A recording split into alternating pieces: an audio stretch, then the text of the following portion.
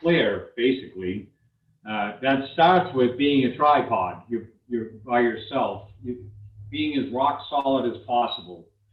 I don't move my hands. I only move from the waist, turning sideways, backwards and forwards.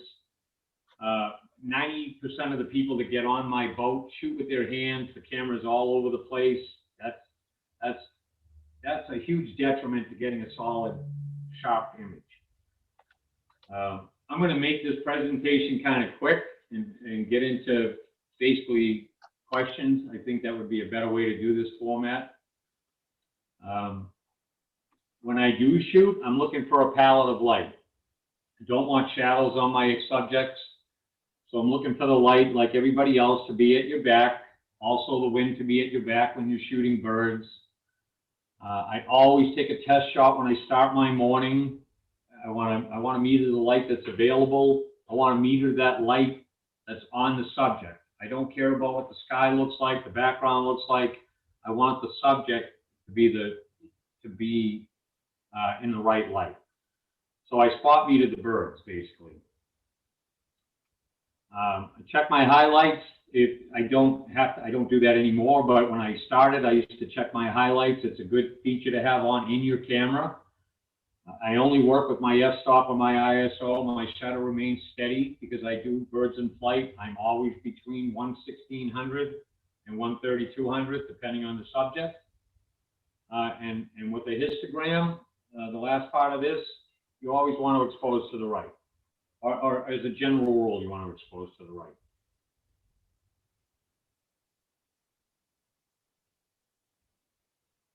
So I have 4 things that I like to do. First, you find your subject in the viewfinder. When I'm looking for the bird, I look for the bird over the top of my lens. Jerry, can you see my lens? I can, but I don't know if everybody else can. All right. In other words, when people are shooting, they have a habit of moving their hands around, such as this. You want to be rock solid. You look for the bird over the top of your lens, and then you just move your eye to the viewfinder. That way, when you do move your eye to the viewfinder, the bird's already in the viewfinder. You get a very small field of view as you grow in size with the lenses. So as you're getting into 300, 400, 500 millimeter, 600 millimeter, that field of view shrinks. So it's a lot easier to find the bird over the top of the lens like you were shooting with a rifle, and then just moving your eye to it. As I said before, all I do is I move my body. I don't move my hands ever. It really is a gigantic advantage for shooting sharp images. I only shoot if I'm focused. The cameras will tell you when you're focused. Whether you use group or 51 points, whatever you may use, it's going to tell you when you're in focus. That's when you shoot. Not beforehand, because all it does is end up with a 20 or 30 burst that has nothing in it.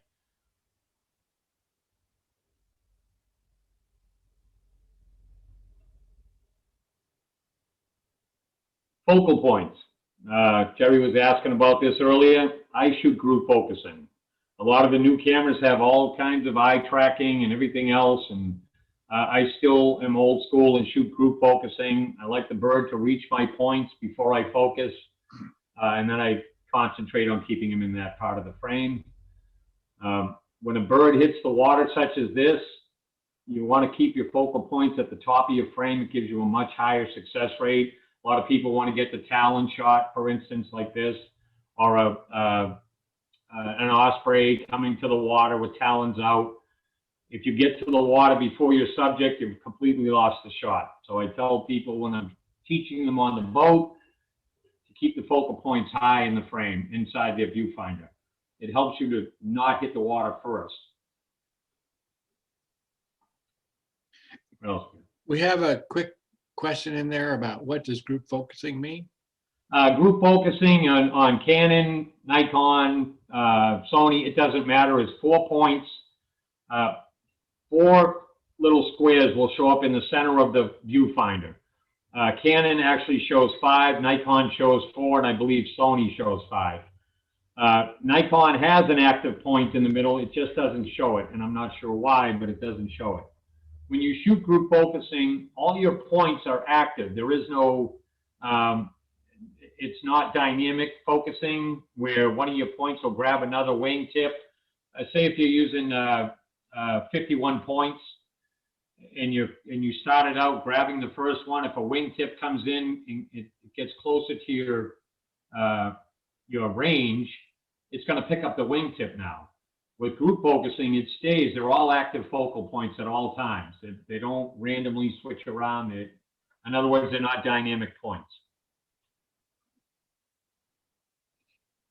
Feel free to ask as many questions as possible. I just want to go through this quick because, like I said, a lot of things have changed with birds in flight these days with the new systems. And I have used Sony, I've used Nikon, and I've used Canon. I've also had the Panasonic 5/4 cameras or whatever they are, 4/3 cameras rather. So I have used pretty much all of them, and we could talk about that. I think it would be much easier to have a question and answer thing than going through this and hoping people are understanding what I mean. So based on our earlier discussion, folks, what we're going to do is Dick's going to go through this, and then we're going to open up and have an active discussion about any of the different topics you want to talk about. So be thinking about the questions you might want to ask. So once we get through this, we'll open it up and you can ask all sorts of different questions. Dick says he's much better in an interactive type of conversation, which I prefer myself. So I'm looking forward to this. Go ahead. Yeah, much easier when you can get a response from somebody, or if somebody has a question in the middle of it, to be able to talk. I would rather talk than look at my screen. So another thing I do when I'm teaching people how to shoot birds in flight is I give them set things. I'm a wide open type of shooter. If my camera's lens is f4, I'm shooting at f4. That type of thing. Unless I have a depth of field with a couple different birds in a tree or something, I may want to go to f8 or something. But I pretty much teach people to make the triangle of aperture, shutter speed, and ISO simple. Is to start them off with aperture, wide open, a shutter speed that is adaptable to any type of bird, which is 1/2000, for instance, or 1/2500. It adapts to pretty much any bird that's flying. And then all you have to control is your ISO. It kind of makes it simplified for shooting birds. It's not great for everything. It's obviously a different scenario if you're shooting landscapes or people, but for birds in flight, you can set 2 of them and just work with 1 in most occasions. So, for instance, this is a motion blur photo. I got tired of shooting these birds at 1/2000. I went down to 1/125th, focused on the heads. The heads are sharp. The bodies still look like they're moving. So just so folks can start thinking about questions, Dick, you and I had a conversation earlier about how you set the ISO and do not use auto ISO because you want to make sure that you get the proper exposure at the sweet spot. Right, exactly, at all times. I have my camera set up with my wheel on the back of my Canon. It's right on my thumb. I literally will change ISO while a bird is flying. When you're in a boat, you're not looking into a tree and just shooting images of birds or hoping they jump out of the tree and you're going to get this image. Everything changes. Wind direction changes. The boat changes, position on the bird. A lot of things happen when you shoot from a boat, which I do probably 90% of the time. So I like full control over the camera. I only shoot manual. And like I said, 90% of the time I shoot wide open. Situationally, I may not, but for birds in flight, it works. What else we got? Focus distance. A lot of people get in the boat, they can't locate the bird in flight. In the sky, for instance, it might be 100 yards away, though we're not going to shoot it at that distance. You at least want to be, while the boat's moving, trying to find the range for the bird. I tell people, look up at the bird, look straight down at the water, and focus on the water, go back up, and normally it will be in your viewfinder. It makes life easy. A lot of problems people also have with birds is shooting way beyond the range of their lenses. you have a 600 millimeter lens, you think it's good for 100 yards, and it's not. You gotta keep things close. If you want images to be sharp, I wouldn't use that as a rule on this bird here. This is this photo here is actually an image where there was a problem with the lens, and it came out like this, and I just thought it kind of looked cool. The PF lenses made by Nikons have this problem on occasion, and it gives it this kind of almost a ghosting image. But back to where we were, when you have problems getting a bird in flight and you can't see them in your viewfinder, drop your lens straight down to whatever's there, whether it be a bush or the ground or the water. Focus, go back up, and that will help you get the bird in the frame. Like I said, the bigger the lens, the field of view shrinks. Hopefully we're almost done with this and we can talk. I'm not sure what this is for. I think you would know. I think it's like my lens is bigger than your lens. Yeah, I think that this is a good friend of mine. Actually, we met in Canada. We've been talking 2 years ago. We talk almost daily. Just outstanding. You get on the road, you meet a lot of people. Oh, I'm Batman to Birdman. Vicky just held up a sign. I don't know if I need to talk about myself, but we can get into that when there's voices, I guess. Obviously, with birds in flight, the better the equipment, the better the chances. Back to what Gene says, talk about how do you get sharp images. Gear is a very important part of shooting wildlife. I've owned every zoom lens, and they have their purpose. But if you're looking to get really quality, sharp images and control the light the way you want to control it, prime lenses are the way to go, obviously. But they obviously cost a small vehicle. So I'll go back to this. Everybody say hi to Rick. Now, Jerry had a question about this, about the sharpening on this image. This had nothing to do with sharpening. This is called a leucistic bald eagle. They're 1 in a million. You don't see these birds. It has a pigmentation problem, and that's what happens to it. This was shot in basically overcast skies in British Columbia, and I had to lighten it up to the point that it looks kind of funky, but that's what they look like. What this says right here is anything that I talk about tonight is just strictly my opinions. I can help people get into what I call redundancy when you shoot, is to create habits.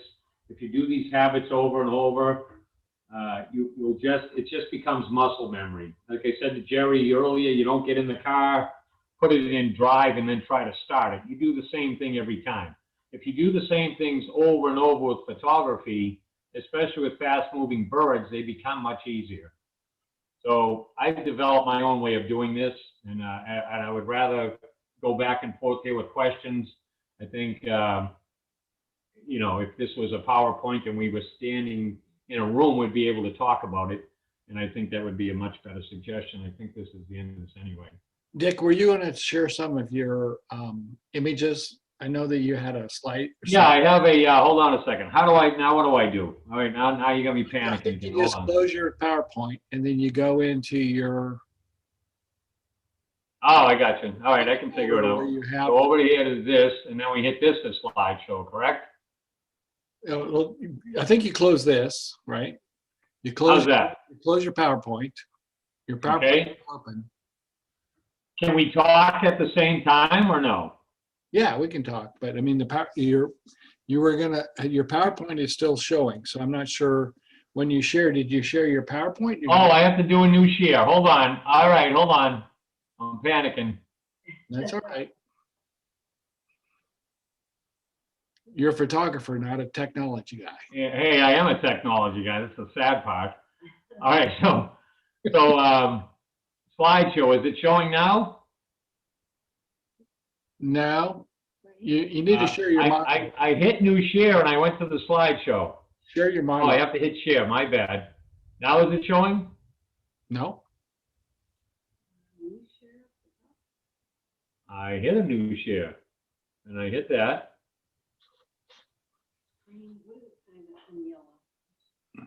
You may have to stop sharing the first PowerPoint first. There you go. There you are. Now go into your picture tools and do slideshow.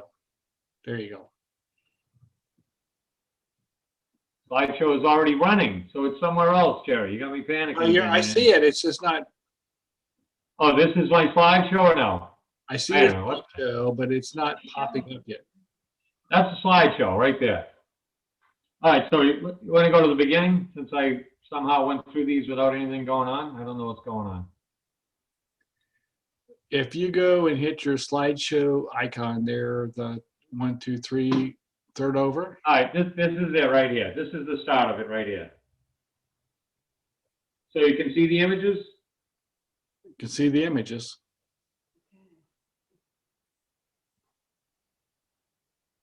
That's a COVID image.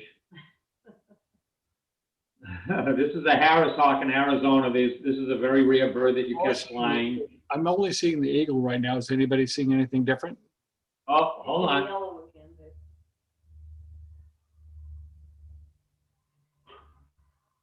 Oh man, come on, people. Hold on. How's this? What do you see? The eagle? Which one do you see? The eagle. Now, This one right here? Which one? Three eagles? I see your eagle. There Is with it three eagles? the toilet paper eagle. Okay. Oh man, it's trying to tell me it's already running. I think that's why I have a problem. So I have to go back. Hi, everybody. Screen sharing has stopped. So let me do it. Let me just start from scratch. Photo viewer. Now is it up? That's good. That's All good. right, so we'll just start from here, let it run through. How's that? Merritt Island, one of my few times there. This image just happened. Took this while I was driving the boat at 30 miles an hour. So you can get sharp images while in a boat. We need that one for the Glenny.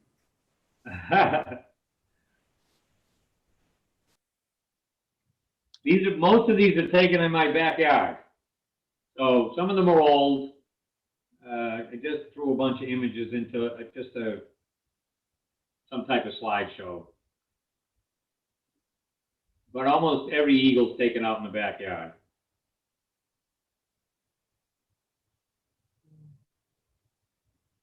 This was down in Tampa a couple weeks ago.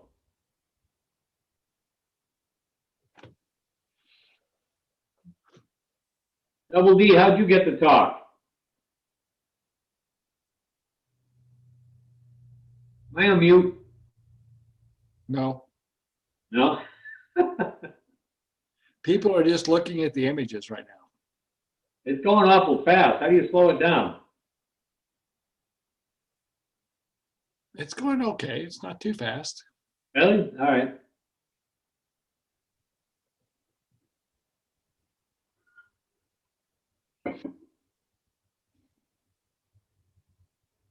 That was one of my favorite birds that I never get to see.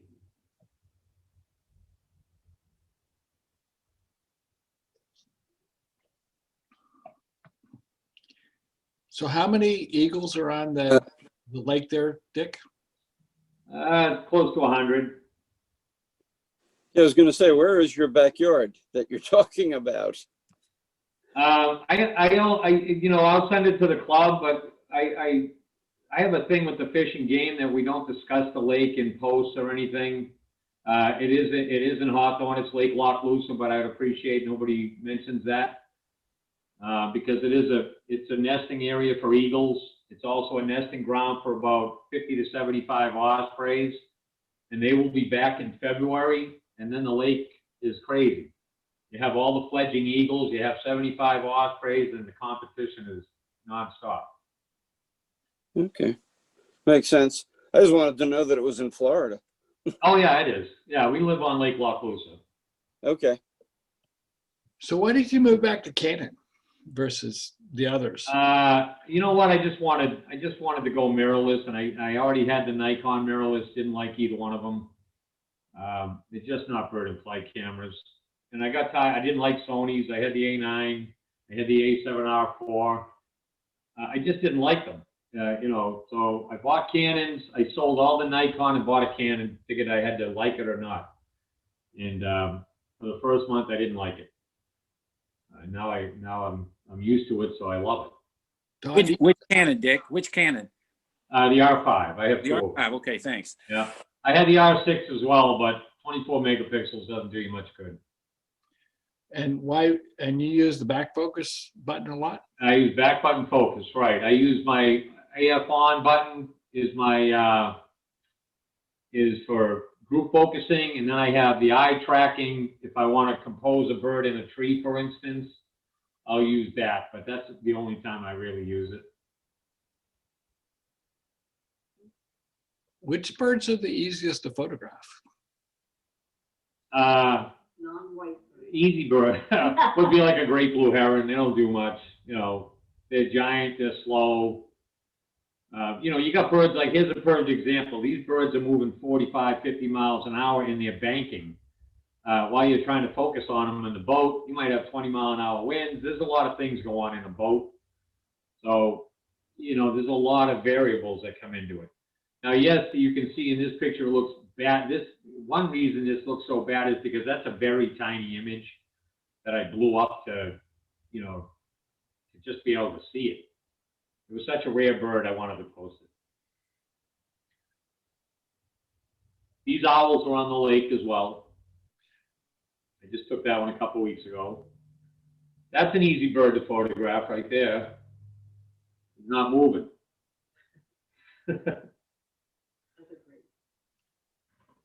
And why the right of the histogram? Well, because I want to see the feather details. So if I'm zero, as a general rule, exposing to the right for birds in flight like this, I can see all the feathers. If I'm zero or below on my meter, you start pulling shadows, you create noise, and these are all my own opinions, by the way. You know, everything I do, I kind of just learn from practice and doing on my own, because everybody has an opinion. So my opinion for a dark bird like this, for instance, I want to see those feathers. I want to see them on the chest.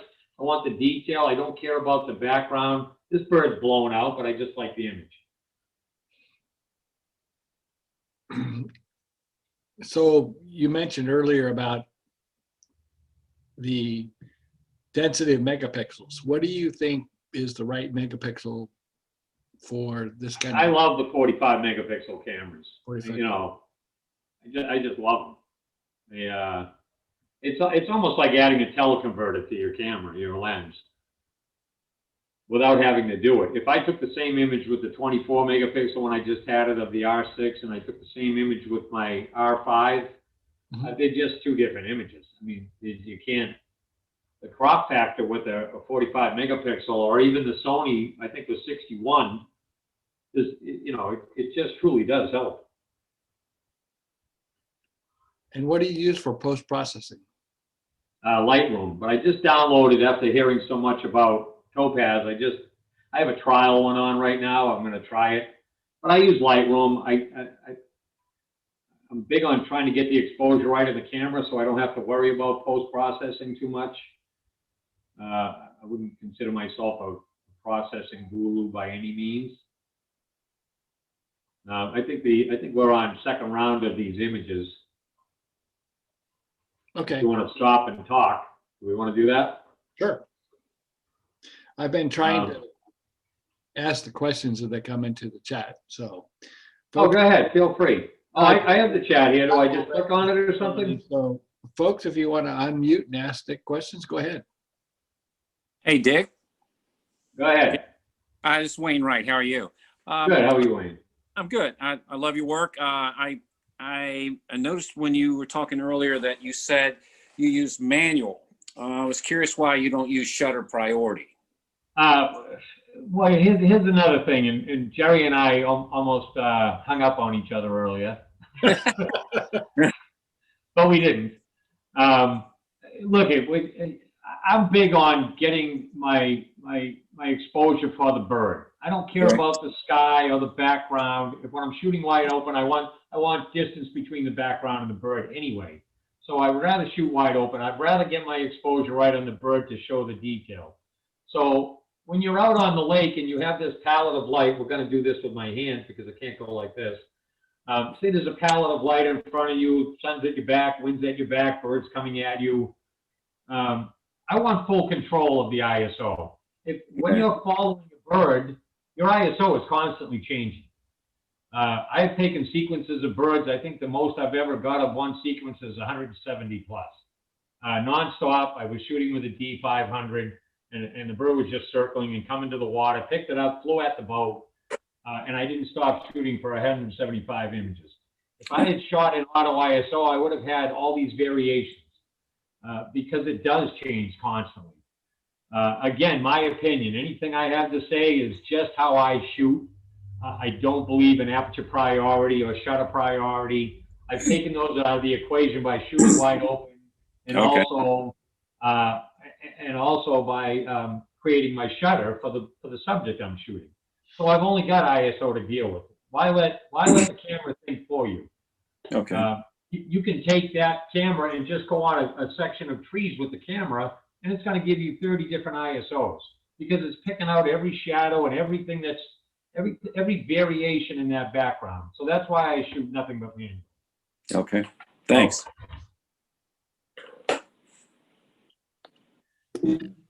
Jack Beavis, did he say something? No. Hey, Dick, it's Jean. Dick, are Hi, you? Dean. Hello there. Thank you for doing this. You look lovely tonight. Thank you. I appreciate that. I can't see you. Are you shooting a 600 millimeter? Is that what you're shooting? No, my preference is I shoot a 400-2.8. It gives me an option of shooting in low light circumstances. We shoot a lot in the creek, and there'll be a lot of shadows, and a lot of times I'll take my teleconverter off. With the new mirrorless cameras in this new version of this 2.8 lens, I can actually put a 2x converter on it and still get very sharp images. So I can shoot at 800 millimeter at 5.6. So it's just a versatile lens. Dick, do you have any problems with focusing? Does it change your focusing at all when you put the teleconverter on? Not even with the 2x. Wow. It's truly, if nobody has shot with this camera, I didn't even like it for a month. I wished I hadn't sold all my Nikon. I actually went out and bought more Nikon, and then I figured out how to use the camera, and it's just an amazing camera. So it's a 400 millimeter prime Canon lens. It's a 400-2.8. This is it, 400 upside down. So it's a 0.04 millimeter. All right. Sorry, I've been drinking. I had to get ready for this. Everybody a lot of people on the line have already been drinking wine. So Yeah, I'm sure. I can see. Look at it. Half the people are asleep, and I hope I didn't bore you. I know Jack, I saw him drinking a red earlier. Hey, look at Of course. DB Wildlife mug with a little bit of something in there. I don't know what it is. You know, I think in what you said, Dick, about your style of shooting and everything, and that's great and it's fabulous. And using that R5 camera, it's perfect. The camera that I have, it's not the newest, and it's not easy to shoot in that style with the ISO factors that I have, because when I go above 400, yeah, Right. when I go above 400 ISO, my images are awful. So Right.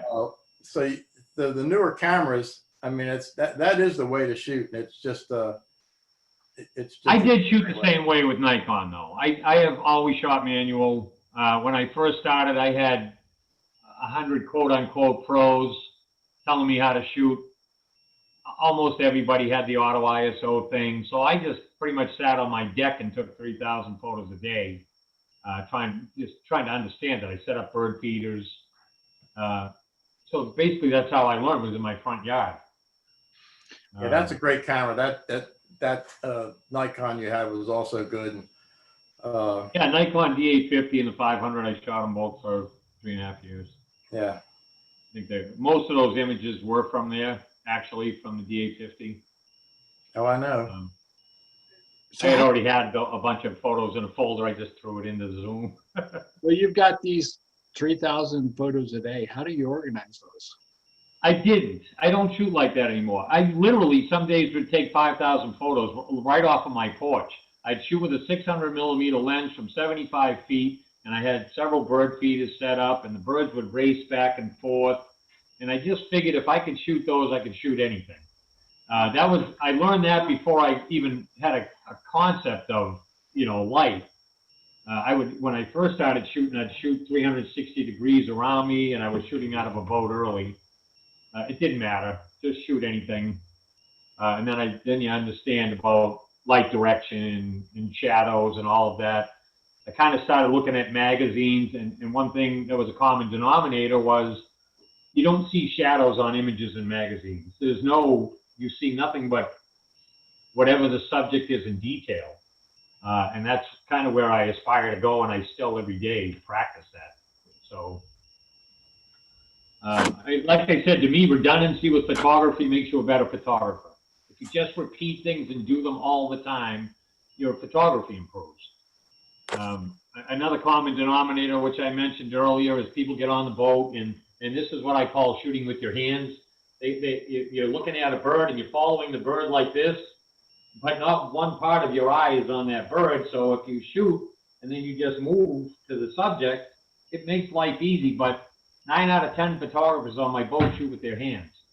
So it makes it very difficult. Not to mention I drive 40 miles an hour. So it can be a tough subject. Anybody else?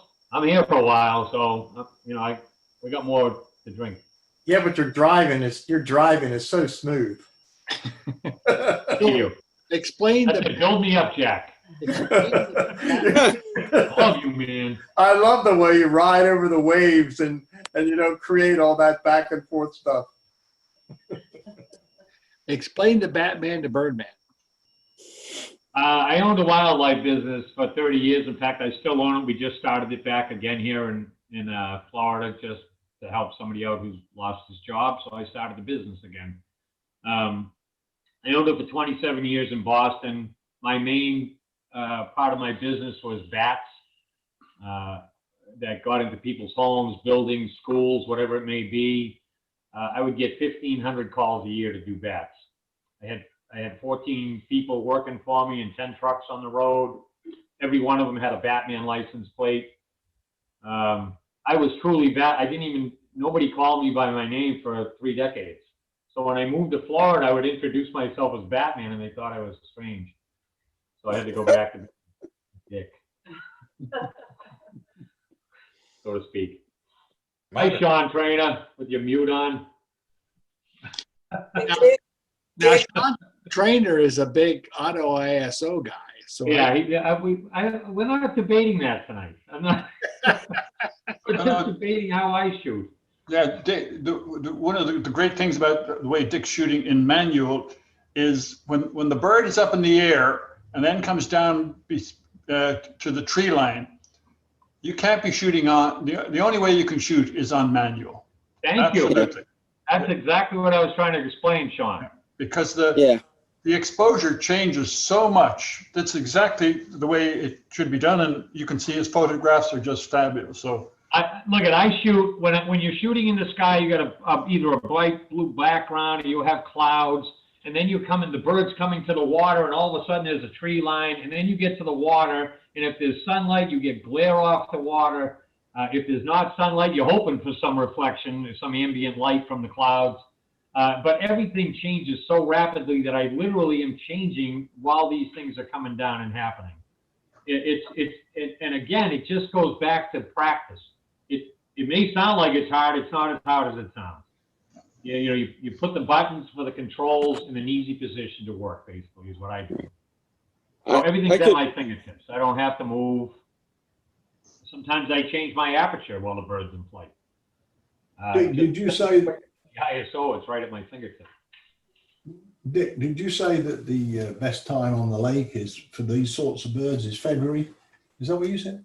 Well, right, any day. Jack's been on many trips. Betsy's been down. Paul Card's on here, I believe. I saw him on here. You know, a lot of your groups from the group has been out with me. You can have spectacular days anytime the Eagles return. They come back around the end of September. There's about 100 birds. They just started nesting about 2 weeks ago. So say mid-January, these birds are going to be born. By February, they're fledged. And then all the ospreys show up at the lake. The reason I'm saying it's a better time is because it's a different type of action. You know, as I was telling Jerry earlier, an osprey will hit the lake. It's like he has a bullseye on his back. They pick up a fish, and every eagle on the place is watching them because they like an easy meal. They're actually not a very nice bird, eagles. In fact, they're very aggressive birds, and they'll steal whatever they can steal. So, if my suggestion, if people were to come, is February, March is just spectacular. Dick, can you share what services you offer, what guiding services you offer? Can you talk about? Yeah, well, I do it here, obviously 7 days a week, and you know, we're booking people already into March, the end of March. I stay really busy doing this. Vicky's over here trying to promote dvwildlife.com. So here you go, okay? It's backwards. You have to write backwards. You know, I do instruction, and I do you know, workshop environment, but the only time I really do a workshop type of thing is I do the Bears up in North Carolina for 2 weeks, and we'll do workshops there. And we had everybody. I also do Vero. Is anybody familiar with Blue Cypress Lake and the 500 ospreys? I do that for the whole month of April. Full day tours, 3 hours in the morning, 3 hours in the afternoon. We do lunch, we do shore lunch. Anybody interested in going over to the rookery that's at the Stick Marsh, I travel over there a lot in between, you know, hours. Because April, you know, there's 14 hours in a day. So they're long days. I also have owls and peregrine falcons on that lake that I know where they hang out. How do people contact you, Dick? To the website. I think I had it up there. It's dvwildlife.com? yeah, dvwildlife.com. Pretty simple. You don't even need the www. How's that? Hey, Dick, why don't we do this? Why don't you and I touch base later, and we'll try to see if maybe we can organize an outing with the group. That would be awesome. Absolutely. Dick. I'd love to. Dick, Bill McSherry, I have one quick question for you. What kind of metering did you say you do when you're I doing do all spot this stuff? metering. Very good. Okay, thank you. One of the problems with spot metering on this Canon is the spot is pretty large. Nikon had a very small spot, but I can still get it on a bird. I don't even use it anymore. I can go out. I know my camera so well now that I can go on the lake and dial in without doing anything. I can pretty much have, just by the lights available, understand where I should be. And Okay. be Very good. Do you ever go to Blue Cypress Lake when it's before bird season? Because they've got some fairly spectacular, like, landscape type things or waterscape type things. Oh, it's absolutely, that's a beautiful lake, man. I used to fish it way before I was into photography. I've been a bass fisherman my whole life. So the Stick Marsh, which is where the rookeries are, and Blue Cypress were two of my favorite lakes when I lived down that way. Okay. And I used to call fish hawks. I used to call osprey fish hawks. Never understood why there were so many of them on the lake, but they were there. Thank you. Yeah, I'm willing to set up any kind of outing. If anybody is interested in doing something, absolutely. Like I said, I don't consider myself a guru photographer. I know what works for me, and I try to teach people that. Whether they stick to that or not is strictly up to them. So Part of what we want to do is get people in a situation where they can take pictures. And so if you know the right way to go and where to go, we'll definitely set that up. absolutely. You know, the last couple of years, I did do some groups out at the, to help people with birds in flight at the turn out at Huguenot. Oh, But this year we're traveling out west. We're going to leave in May and do 3 months out west. So. So unless you come out west.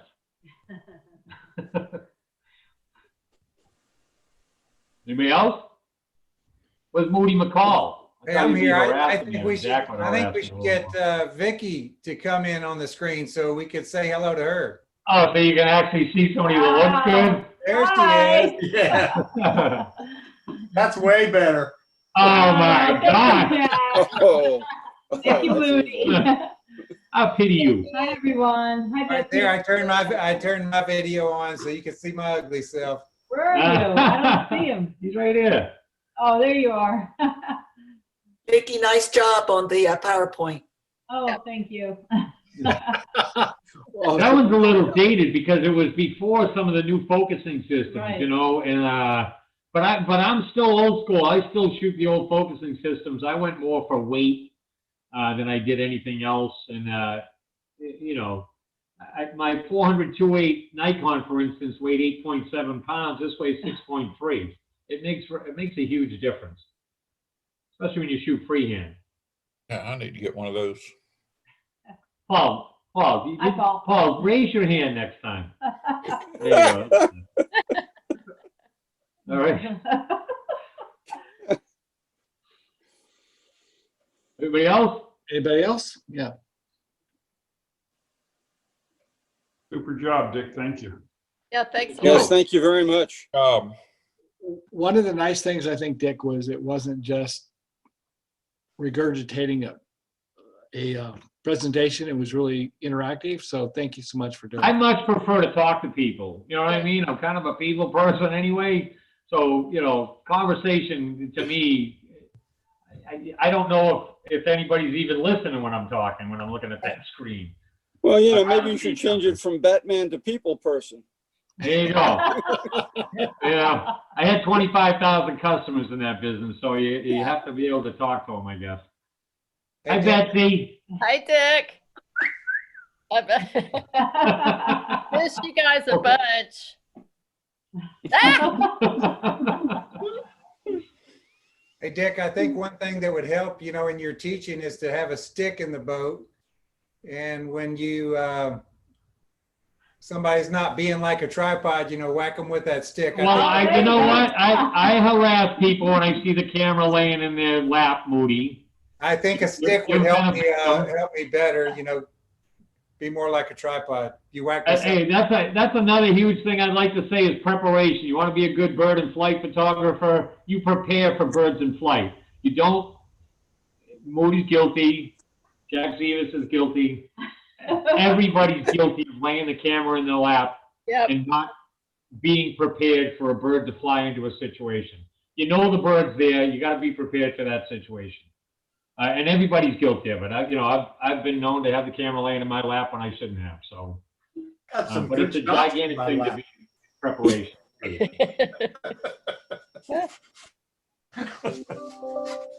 But All right. Anybody else?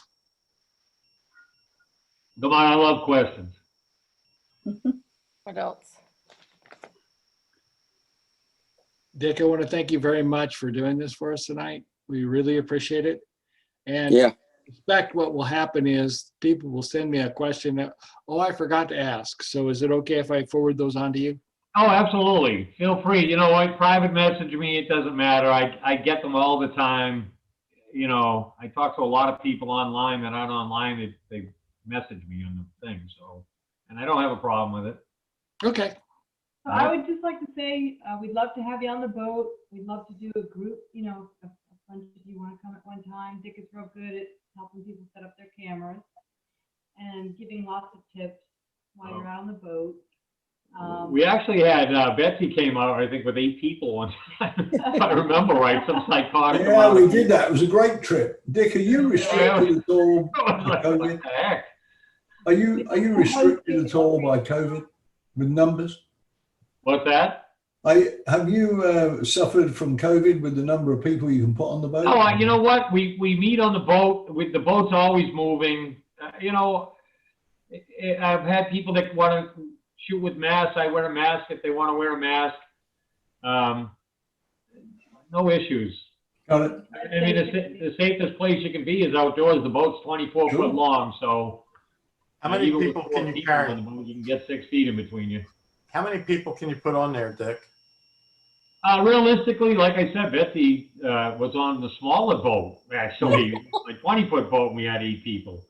I had a camera club come up from, I'm not sure, West Palm Beach or somewhere. They all drove up here, and there was 7 of them. So, you know, I tell them as long as they don't have a problem butting in, you know, everybody knows each other, and they're not going to be fighting for position. You got to understand the boat turns. We're always trying to be in the correct light. You know, Jack or anybody else who's been on the boat will tell you that's a big thing is the light and the wind direction. So we try to stay that way. As many as is comfortable. The boat says you can have 12. There is COVID. Wear a mask. You know what I mean? So I think you said with the wind, you want to be shooting the birds coming at you with the wind from behind you. Right? Exactly. Yeah. Which you don't always get. Today, No. you know, this morning it started with a northwest wind. You couldn't ask for a worse wind. You know, southeast wind in the morning is your best wind. Southwest wind in the afternoon is your best wind. You can't control the wind though, especially in the winter. It's constantly changing direction. Are they performing down there more at dawn and dusk, or are they just all day? I came on. Well, that right trip now with they're Dick. on nets, so it's random. I'll tell you what they've been doing a lot is right around 10, 11 o'clock is the cormorants. The craziest thing, the cormorants get in these groups where they're all on top of each other, so they create shade, and then the bait fish comes underneath them. And basically then the cormorants start spreading out and they catch fish. The other day we had 15 eagles coming down trying to steal the fish. There was no light, but we shot anyway. As a matter of fact, I think I did a post of about 10 of them hitting the water. Wow. You know, the light was horrible, but the experience was, you know, just incredible. Paul, wake up. Paul Card is actually sleeping. That's too funny. The experience is always a lot of fun, even if You know it's what's funny? Sean's looking over at Paul on my screen right now. Like he can see him. That's funny. I hate this. So I don't know if Jack told you, but we're going to go shoot owls for about 10 days.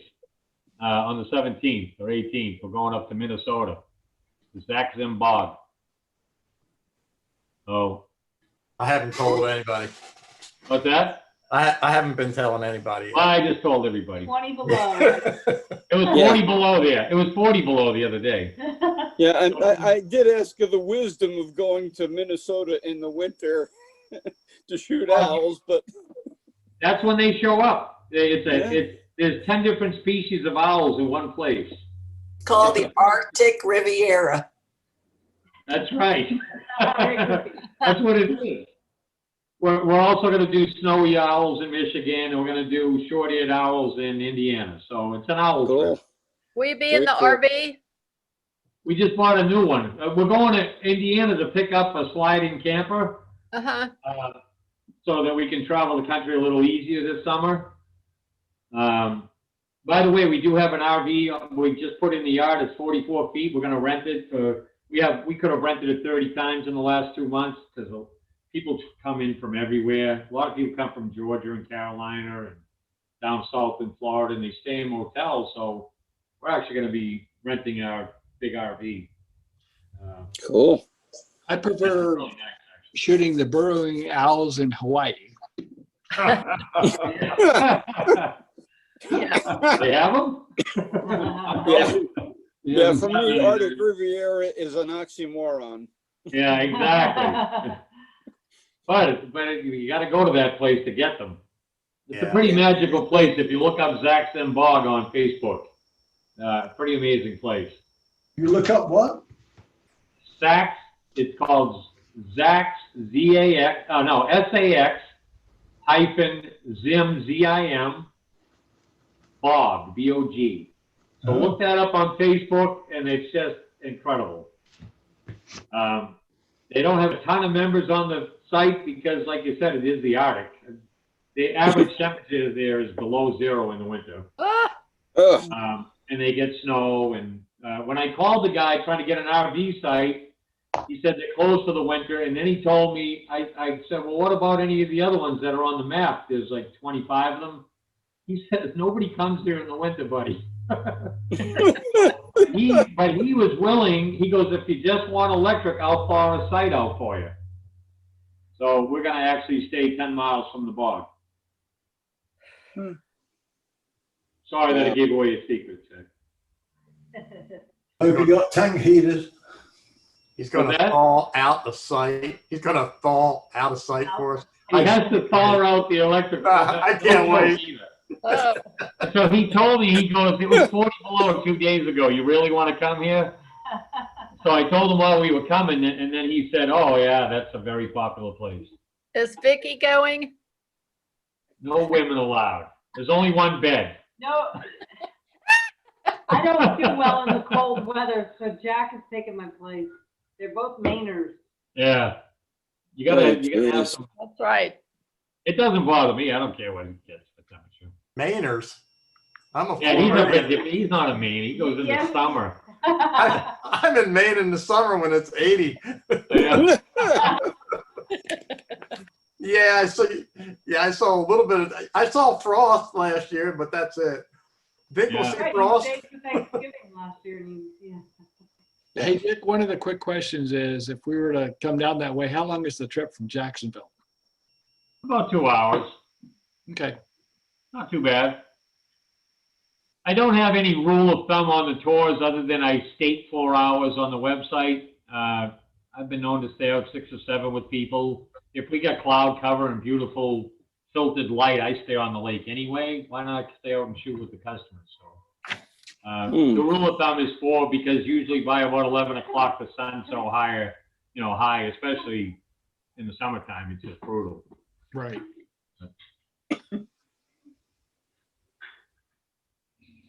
Okay. Anybody else? This has been a really nice conversation. Thank you, Well, sir. thanks. Agreed. Charlie wants. Thank you, Dick. Thanks much, Dick. Thanks, Dick. Hey, hold on, hold on. Thanks, Dick. Charlie, Thank Hold you. on a second. Thank you. Holding on. you haven't Holding on. vote that much? Charlie wants to say hi. Charlie, look this way. We gotta look up at everybody. Hey, buddy. Well, how come he wasn't on earlier? It's a much better. Look at everybody looks better than me, man. What the heck? Get out of here. Is he still taking his head? He goes on the Nice. boat too. What's that? He goes on the boat with us. Yeah, you know what? He's got some kind of anxiety. Moody won't fix it for me. Oh, He's got some kind of boat anxiety after 12 years. I don't know where it came from, oh but no. Every time. yeah, all of a sudden he's Snap lying. picture, He jumps in the lap. I think since you've upgraded the boat and it goes faster, I think that's the I think- well, the bass boat did 75. He would stand on the bow at 75. So I don't think it's the speed. No. All right. All right, guys. Well, that was wonderful. I appreciate it. Thank you, Dick. Thank I- you. Everybody's still there Bye, anyway. y'all. Bye. you.